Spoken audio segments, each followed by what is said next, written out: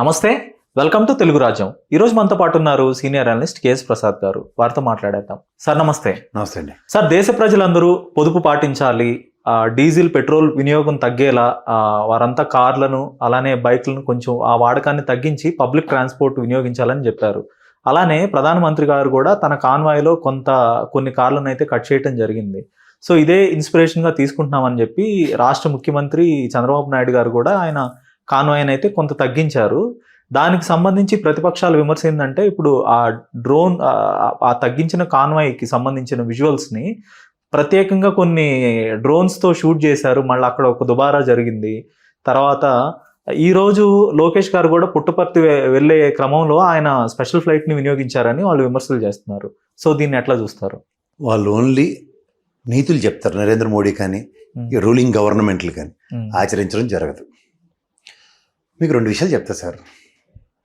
ట్రంప్కి భయం పడకుండా, అదానీ కేసులకి లాలోచీలు పడకుండా, అదానీ అంబానీల్ని దేశంలో అత్యున్నత శిఖరాలకు అందించే కార్యక్రమానికి ఆలోచించకుండా ప్రాంప్టర్ పెట్టుకుని మీకు ఇంగ్లీష్లోనో హిందీలోనో ట్రాన్స్లేట్ చేస్తే కాదు, గుజరాతీ ట్రాన్స్లేటర్ను ఉన్న పెట్టుకుని ఆ గుజరాతీలో ప్రాంప్టింగ్ చేసి మీకు ఏమైనా చెప్పగలిగి వాడు ఎవడన్నా ఉంటే వాడిని పెట్టుకోండి. అప్పుడు నరేంద్ర మోడీ గారు మీరు చెప్పినవి సత్ఫలితాలు ఇస్తాయి. లేదా నిన్న చెప్పినట్టు నేను నరేంద్ర మోడీ గారు కూడా మహాత్మా గాంధీ లాగా ధోతి వస్త్రం ఏదో ధరించుకుని సింప్లిఫైడ్ లైఫ్ ఏదైనా లీడ్ చేస్తూ కనబడితే మనం వినాలి. వీళ్ళు ఏ విషయంలోనే కాంప్రమైజ్ కాకుండా మనందరినీ పెట్రోల్ వాడొద్దు, డీజిల్ వాడొద్దు, ముష్టి ఎత్తుకోండి, తిండి మానేయండి, ఈ చెత్త చెదరం కబుర్లు దయించి ఆపేయండి. చాలు, ఇట్స్ ఇనఫ్. మాకేం చేయాలో, మమ్మల్ని మేము ఎలా కాపాడుకోవాలో, మా కుటుంబ వ్యవస్థ ఎలాగో బ్రహ్మాండంగా మాకు తెలుసు. చదువు సంజయ్ చాలా important. Right man should be at right place. Piyush Goyal లెటెడ్ చార్ట్ అకౌంటెంట్ ఉదాహరణకి ఫైనాన్స్ మినిస్టర్గా ఉంటే things would have been something else. ఈ నిర్మలా సీతారామన్ తీసుకొచ్చి కూర్చోబెట్టారు, ఆవిడకి ఏమీ తెలియదు. సో దీంతో ఆర్థిక వ్యవస్థ పటిష్టం అయిపోతుంది. ట్రిలియన్లు బిలియన్లని ఈ పోస్కోల్ కబుర్లతో కాలక్షేపం చేస్తే కుదరదు. వ్యవస్థ ఎప్పుడైనా అమర్ సేన్ గారు కానీ లేదా రఘురామరాజన్ గారు కానీ ఇలాంటి మహానుభావులు చెప్పింది ఏంటంటే, సామాన్య మానవుడు క్యాష్ రొటేషన్ జరిగితేనే ఎప్పుడైనా సరే ప్రభుత్వం కానీ వ్యవస్థ కానీ ముందుకెళ్తుందని. ఇది మన నవని కొనొద్దు, ఏటి చేయొద్దని చెప్తే ఎక్కడికి వెళ్తుంది? నిత్యావసర వస్తువులు ధరలు ఇబ్బరముబ్బరుగా పెరగడానికి బేసిక్స్ ఏంటి? పెట్రోలు, డీజిల్, కెరోసిన్, ఇవే కదా. ట్రాన్స్పోర్టేషన్ వ్యవస్థను స్ట్రెంథన్ చేయడానికి మీరు పబ్లిక్ ట్రాన్స్పోర్టేషన్ ఒక పక్కనే ఎన్హాన్స్ చేస్తూ 27,000 బస్సులు ఎన్నో ఉన్నాయండి. మన హైదరాబాద్లో 2,500 బస్సులు ఎన్నో ఉన్నాయి. చాలా డిస్పారిటీ ఉంది. ఇప్పుడు పబ్లిక్ ట్రాన్స్పోర్టేషన్ నేను వాడాలన్నా మీరు వాడాలన్నా ఆ డిస్పారిటీని అడ్రస్ చేస్తూ ఉండాలి కదా. ఇప్పుడు మెట్రో ట్రైన్లు పెంచాము, లేకపోతే దాని టైం 24 hours చేసాము. ఎక్స్ట్రా ఆల్రెడీ ఉన్న వాళ్ళకే సరిపోవట్లేదా మెట్రో?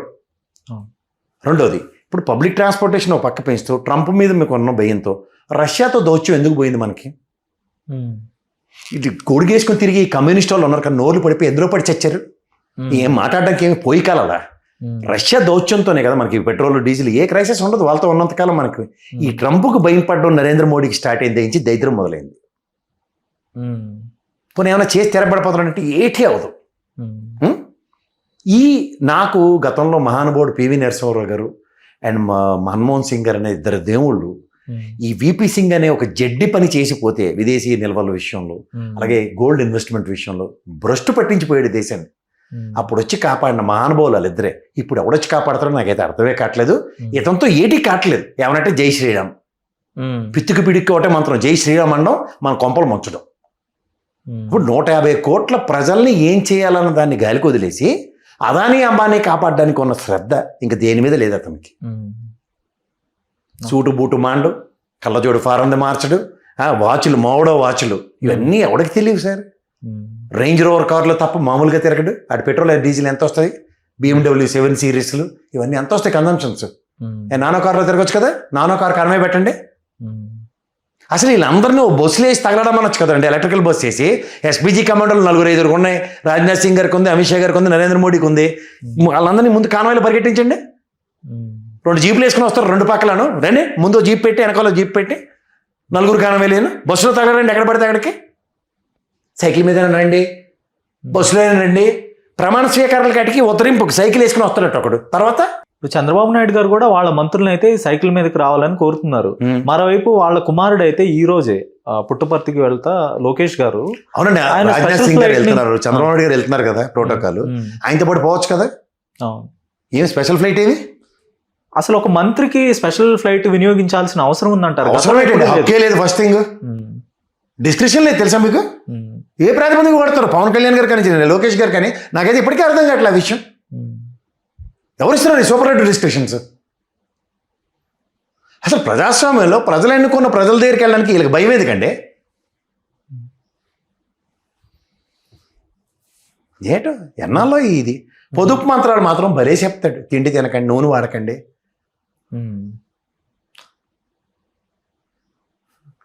ఇప్పుడు మన కుటుంబ వ్యవస్థలో మా అమ్మ కూడా మమ్మల్ని పెంచిన విధానంలో ఒక కూర, ఒక పప్పు, ఒక చారు లేదా సాంబార్ చేస్తే సాయంత్రం అప్పడాలో లేదంటే ఒక కూరతోనో వేపుడు కూరతోనో అయిపోయిన రోజులు ఉన్నాయి. సాంబార్ గ్యారంటీగా ప్రతి కుటుంబంలో 1.5 డే క్యారీ ఫార్వర్డ్ ఫుడ్. అది ఈక్వల్ టు ఎ డాల్. ఒకవేళ పొద్దున పప్పు చేసినా సాయంత్రం పప్పు చారు. ఇది మన కుటుంబ వ్యవస్థలు. కుటుంబ వ్యవస్థ లేనోడు కుటుంబం గురించి మాట్లాడితే మర్యాద కూడదని చెప్పండి అందరూ. గతంలో గత రాష్ట్ర ముఖ్యమంత్రి వైఎస్ జగన్మోహన్ రెడ్డి గారు ఆయన స్పెషల్ ఫ్లైట్లు వినియోగం మీద విపరీతమైన దుష్ప్రచారం అయితే జరిగింది. చీఫ్ మినిస్టర్ డిస్క్రిప్షన్ ఉంటుంది సార్. ఈ had right to fly in any chopper. ఆయన చాపర్ యూజ్ చేయడానికి డిస్క్రిప్షన్ ఉంటుంది. చీఫ్ మినిస్టర్కి అది ప్రివిలేజ్. ఆయనతో కంపారిజన్ ఏంటి? ఆయన నా దగ్గర స్టాటిస్టిక్స్ ఉన్నాయి. ఆయన వాడిన వాడకంలో వీళ్ళ ముగ్గురు ఒక క్వార్టర్కి వాడారు. ఆయన సంవత్సరం హెలికాప్టర్కి వినియోగించింది ఒక క్వార్టర్కి వీళ్ళు ముగ్గురు కలిపి వాడారు. అంటే ఇక్కడేమో ముగ్గురు వాడుతున్నారు అనేదే ప్రధాన విమర్శ ప్రభుత్వం. చంద్రబాబు గారికి సర్వ హక్కులు ఉన్నాయి. ఆయన వినియోగించవచ్చు. స్పెషల్ ఫ్లైట్ వేసుకుని వెళ్ళొచ్చు, స్పెషల్ చార్టర్ వేసుకుని వెళ్ళొచ్చు. ఎందుకంటే ముఖ్యమంత్రి సమయం చాలా విలువైంది. అంటే they can use it. But మిగిలిన వాళ్ళకి ఆ హక్కు లేదు, అర్హత లేదు. దయించి దాన్ని డిబేటబుల్ టాపిక్ చేసి ప్రజలకు జ్ఞానం తెప్పించండి దాని విషయంలో. గతంలో ఇలాంటి విమర్శలు వచ్చినప్పుడు లోకేష్ గారి మీద నేను నా సొంత నిధులను వినియోగిస్తున్నాను, ప్రజల ధనాన్ని అయితే నేను వినియోగించలేదని చెప్పారు. అది ఎంతవరకు కరెక్ట్ అంటారు? అది సంబంధించిన ఎక్స్చెక్కర్ బిల్స్ ఉన్నాయి నా దగ్గర ఉన్నది. అది నేను రేపు మీకు ఫార్వర్డ్ చేస్తాను, చూసి వేయించండి దానికి అట్లా. ఓకే. విత్ టైమింగ్స్తో ఉన్నాయి. వాళ్ళు బేగంపేట ఎయిర్పోర్ట్ నుంచి ఎగురుతుంది. Saturday Sunday they will come back here. ఇటీవల ప్రధానమంత్రి నరేంద్ర మోదీ గారు హైదరాబాద్ వచ్చినప్పుడు ఏపీ ముఖ్యమంత్రి చంద్రబాబు నాయుడు గారి ఇంటికి కానీ పవన్ కళ్యాణ్ గారి ఇంటికి కానీ వెళ్ళారు. అది హైదరాబాద్లోనే జరిగింది. కానీ వీళ్ళ పరిపాలన అంతా కూడా వీళ్ళు సంబంధించిన రాష్ట్రం మొత్తం ఆంధ్రప్రదేశే. కానీ వాళ్ళ ఇళ్ళు మాత్రం వాళ్ళ పర్మనెంట్ స్థలాలు, వాళ్ళకి సంబంధించిన ఆస్తులు అంతా కేర్ ఆఫ్ అడ్రస్ అంతా ఇక్కడే ఉంది అనేది ప్రతిపక్షాల నుంచి వస్తున్న విమర్శ. ఏమంటారు? ఆయన ఇంటికి వెళ్ళి తిన్నాడు, పప్పు తిన్నాడు, పవన్ కళ్యాణ్ పరామర్శించి సంతోషం. తర్వాత సాయంత్రం జంకానా క్లబ్కి వెళ్ళి మొత్తం గ్రౌండ్కి వెళ్ళి మొత్తం కొంప ముంచాడు అందరూ. విను ఎలక్షన్లు అయిపోయిన దగ్గర నుంచి ఒక్క పట్టుకొని తిరుగుతుండే, ఎప్పుడు పెంచేద్దాం డీజిల్ రేట్లు, పెట్రోల్ రేట్లని. ఒక్క పట్టుకొని తిరిగి మాకు మీద కక్ష సాధింపు చర్యలు. నేను లక్షలు చెప్తున్నా, 1500 కోట్ల నష్టం వచ్చిందట 3 కంపెనీలకి. ఏది ఐఓసీకి, ఐబీపీకి. వాళ్ళకి నష్టం వస్తే మాకేటి సార్ ఈ బాధ? సారీ, మీకు అత్యంత ఆత్ముడైన అంబానీకి కూడా కొంప మూలిపోయినారు. ఎందుకంటే ఆంధ్రప్రదేశ్ నుంచి గ్యాస్ ఎత్తుకుపోయాడు కదా మొత్తం అంతాను. ఏంటంటే క్రైసిస్లో ఆంధ్రప్రదేశ్కి తిరిగి అయితే రాష్ట్రం దేశం అందరికీ వాడడానికి ఎందుకు ఇవ్వట్లేదు సబ్సిడైజ్డ్ రేట్లు? మీకు చెప్తుంది ఏంటంటే 1500 కోట్ల నష్టం వచ్చిందని పెంచేసావు కదా రేట్లు. ఇవ్వాలి మన ఎత్తికి 3 రూపాయలు డీజిల్ మీద, 2 రూపాయలు ఎంత పెట్రోల్ మీద పెంచో సంతోషం. సూపర్. మీ దిక్కుమాల అడ్మినిస్ట్రేషన్ మీకు మీరే జోహార్. విపి సింగ్ గారు పెద్ద అన్నయ్య, మీరు తమ్ముడు. విపి సింగ్ తమ్ముడు అని అర్థమైపోయింది నాకైతే నరేంద్ర మోడీ. సో ఈ క్రైసిస్లో ఇంతకన్నా ముందు బ్యారల్ క్రూడ్ ఆయిల్ రేట్లు అవన్నీ తక్కువ అయినప్పుడు ఆయిల్ కంపెనీలకు వెచ్చలవిడి ప్రాఫిట్లు వచ్చాయి కదా. వెచ్చలవిడి ప్రాఫిట్లు వచ్చి డివిడెంట్లు డిక్లేర్ చేసినప్పుడు సామాన్య వాడికైనా ₹1 తగ్గించారా మీరు? ఆంధ్రప్రదేశ్లో అత్యధిక రేటు రూపాయి తగ్గించారు. 2014 నుంచి ఏ ప్రభుత్వం ఉన్నా కూడా అత్యధిక రేటు మన ఆంధ్రప్రదేశ్ ప్రజలే భరిస్తున్నారు. ఏం భరిస్తున్నాం కదా, ₹1 తగ్గించారు మీరు. మరి ఇందరే పక్కుడి కబుర్లు మాకు అంటే బాధపడతారు, కానీ మీరు ఆచరించరు. మీకు కాన్వాయిలు కావాలా, మీకేమో ఆ మంది మార్బలం కావాలా, ఆరబాటాలు కావాలి. మేము మాత్రం ముష్టి వేదాల్లో బతకాలా? మాకు తెలిసిన భయ మాది అన్ని మధ్యతరగతి కుటుంబాలు. మా పొదుపు వ్యవస్థతోనే మమ్మల్ని మనం పరిరక్షించుకుంటూ ఒక పూట అన్నంతో కూడా బ్రహ్మాండంగా బతికిన బతుకులు మాకు తెలుసురా భయ్. మీరు ఉన్న ఆ ఒక పూట అన్నం కూడా అలా గొలపొడిగాడనే ఆ సినిమాలో జడ్డి డైలాగ్ లాగా అది కూడా లాక్కోవడానికి ప్రయత్నిస్తున్నాడు. మిమ్మల్ని చూస్తున్నారు బాబు. అంటే కేంద్ర ప్రభుత్వం తమ వైఫల్యం చేతకాంతనం వైఫల్యాలు పెద్ద పెద్ద పదాలు, చేతకానితనం. ఈ చేతకానితనానికి దృక్పథం మీకు సింపుల్ చెప్తున్నాను సార్. కాంగ్రెస్ని ఆడిపోసుకోవడం, జవహర్లాల్ నెహ్రూని ఆడిపోసుకోవడం ఉన్న జడ్డితనం దేశం అంచెల వారీగా ఎదిగిన పంచవర్ష ప్రణాళికల ప్రాతిపదిక మీదకి ఎదిగిందన్న ప్రాథమిక అవగాహన లేని ఫస్ట్ ప్రధానమంత్రిని నరేంద్ర మోడీని నేను చూస్తున్నాను. మీకు మొమ్మటం లేదు ఆ విషయం. నేను ఎందుకు చెప్తున్నానంటే దేశం ఎదుగుదల, ఒక రైల్వే రంగం కానీ, టెలికాం రంగం కానీ, ఏ రంగమైనా మీరు చూసుకోండి, ఉక్కు పరిశ్రమలు కానీ, లేదంటే విద్యుత్ రంగం కానీ, these are all sensations are been created by basing on పంచవర్ష ప్రణాళికలు. అలా అంచెల వారీగా దేశవ్యాప్తంగా ఎదిగిన విధానంలో వీళ్ళు దిక్కుమాల అతి గతి లేని దైద్రగొట్ నీతి ఆయోగం తీసుకొచ్చి చెడుగు తక్కువ మేళాన్ని అందులో కూర్చోపెట్టి దేశాన్ని భ్రష్టు పట్టిస్తున్నారు. ఇప్పుడు కూడా మనం తేరుకోపోతే ఎవడో వీళ్ళు కండువాలు వేసుకుని ముష్టి వల్ల తిరుగుతుంటారు కదా మార్కెట్లో, నోర్లు ఇప్పుడు మాట్లాడండి, లొసుగులు తీయండి బయటికి. కమ్యూనిస్ట్ పార్టీ ఎలాగో చచ్చిపోవడానికి సిద్ధంగా ఉన్నారు. నారాయణ రాఘవులు ఇలాంటి మైకులు తీసుకుని మాట్లాడండి. ఎప్పటికైనా సిగ్గుపడి కావాలంటే కోడి బిర్యానీ రోజు పంపిస్తాను నేను. ఇప్పుడు నేను అంటుంది ఏంటంటే క్రైసిస్ అన్నదాన్ని నిప్పుల్లోకి తోచినోడు నరేంద్ర మోడీ ప్రభుత్వం. దీనికి మనకి రష్యాతో సత్సంగం, నీకేంటి obligation? Why are taking American obligation? నీకేమన్నా మనం దౌత్యం అని బాండెడ్ లేబర్లో ఏమైనా అమెరికా మహాతల్లి ఇందిరాగాంధీ వెళ్ళి మొహం మీద గల్ల నిసిరి వచ్చింది బయటికి. నీకు అప్పుడు ఇది లేదా? 56 ఇంచుల ఛాతీ కదా నీకు. 56 ఇంచుల ఛాతీ దేనికే? దేశాన్ని పణంగా పెట్టడానిక? నోట్లో నాలుగు లేదని మన్మోహన్ సింగ్ గారిని అవహేళన చేసావు కదా. ఆ మహానుభావుడు పెట్టిన భిక్ష ఈ రోజు దాకా పివి నరసింహరావు గారు, మన్మోహన్ సింగ్ గారు పెట్టిన ఆర్థిక ప్రణాళికాబద్ధంగా నడుచుకున్న దేశంలోనే ఈ రోజు అందరూ పట్టడాన్ని తినగలుగుతున్నారు. ఎవడన్నా కాదని రమ్మని తొడకొట్టు చెప్తున్నా, నాతో డిబేట్ చేయడానికి నేను సిద్ధంగా ఉన్నా. ఏం మాడుతున్నారు? Cash rotation ఆపేస్తారా? మళ్ళీ మనమాట గోల్డ్ మనం వెళ్ళి మార్కెట్లో కొంటాం సార్, మన డబ్బులే కదా, ఎత్తుకొచ్చిన డబ్బులు కాదు కదా. గోల్డ్ షాప్ వాడికి గోల్డ్ సప్లై పర్ఫెక్ట్గానే అవుతుంది కదా. దీని మీద కంట్రోల్ పెట్టి అది ఖచ్చితంగా బ్యాంక్ వచ్చేలా చేయి. క్యాష్ రొటేషనే కదా. నీకు చేతనైతే బ్యాంక్లో డిపాజిట్ చేస్తే డబ్బులు ఎత్తేస్తున్నావు కదా, సిగ్గుపడి ఆపు. డబ్బులు విత్డ్రా చేస్తే డబ్బులు దోచేస్తున్నావు కదా, సిగ్గుపడి ఆపు. ఇప్పుడు నేను బంగారం కొన్నది ఉదాహరణకి నా దగ్గర క్రైసిస్ అన్నప్పుడు నేను బ్యాంకులోనే కుదువు పెడతాను. కుదువు పెట్టినప్పుడు ఇంట్రెస్ట్ రేట్ నేను స్లాష్ చేస్తున్నాను.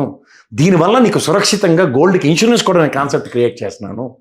ఇలాంటివేవో మనకి హైపోథెటికల్గా ప్రజల్ని పరిరక్షించే కార్యక్రమానికి తెరలేపుకుంటే ఎక్కడికి వెళ్తుంది? గోల్డ్ నిల్వలు నీకు ఆటోమేటిక్గా బ్యాంక్ పరంగా పెరుగుతూనే ఉంటాయి. సామాన్య మానవుడు క్యాష్ రొటేషన్ గోల్డ్ పెళ్లికో దేనికో తలతాకట్టేటనే కొంటాడు సార్. పెళ్లి కార్యక్రమంలో గోల్డ్ ఇవ్వకుండా ఎవరు ఆగరు సామాన్య ప్రజలు.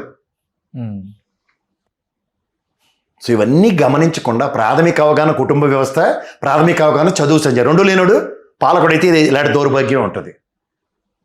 సో ఈ క్రైసిస్ నుంచి మనల్ని కాపాడుకోవాలన్నప్పుడు వాళ్ళు ఇచ్చే తెలివి తక్కువ ఐడియాల కన్నా అమ్మ మనకి చిన్నప్పటి నుంచి నేర్పిన పొదుపు, నాన్న చెప్పిన సూక్తులు మీరు మళ్ళీ పునర్నమనం చేసుకుని బతికి బట్టకట్టగలిగితే ఉన్నప్పుడు మెటమెటలాడకుండా లేనప్పుడు కోసం దాచుకుని అక్కడికి వచ్చే పొదుపు మన కుటుంబ వ్యవస్థ నేర్పింది.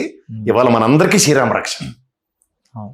దాన్ని పాటించగలిగితే, అంటే మొదటి రోజు జీతం రాగానే బిర్యానీలు తిని నెలాఖరికి ఇబ్బందులు పడే చెప్తారు కదా మన ఫ్రెండ్ సర్కిల్లో, first week golden, second week silver, third year bronze, fourth week pauper అని చెప్పేవారు తెలుసు కదా. నెలలో ఆఖరి వారం జీతం వచ్చేదాకా ఎంత మానసిక సంఘర్షణ అనుభవిస్తాం. అదే ఫస్ట్ వీక్ బిర్యానీ తినకుండా కేజీ బిర్యానీ చికెన్ తెచ్చుకుంటే 4 రోజులు పడి చికెన్ తింటాం, కూర ఖర్చు మిగులు.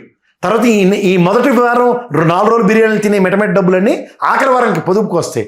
ఇది అమ్మా నాన్న చిన్నప్పటి నుంచి మనకు నేర్పింది అదే.